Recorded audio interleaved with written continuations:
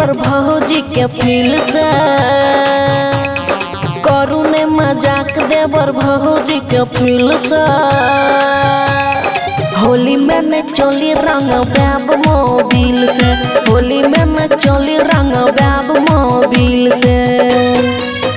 हे यो खेला ने करू देवर भौजी के दिल से, खेला ने करू देवर भौजी के दिल से। होली में न चोली रंग बैब मोबिल से, होली में न चोली रंग बैब मोबिल से।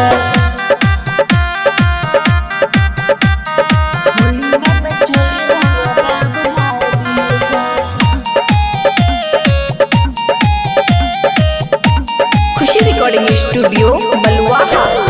एवरी होली में हमर कहल एतबे देवर मानो यो, भर फगुआ ई दुनु जवन रह दियो हमरे नामे यो। एवरी होली में हमर कहल एतबे देवर मानो यो, भर फगुआ ई दुनु जवन रह दियो हमरे नामे यो। भौजी से रंग खेल आए घुल मिल के, होली में न चोली रंग बैब मोबिल से, होली में न चोली रंग बैब मोबिल से। होली में न चोली रंग बैब मोबिल से।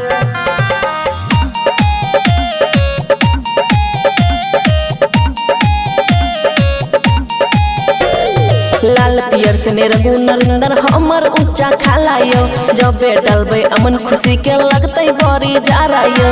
लाल पियर से ने रघु नरेंद्र हमर ऊंचा खालायो, जबे डलबे अमन खुशी के लगते बड़ी जारायो। छेद देव सारी पिच कहारी के कील से,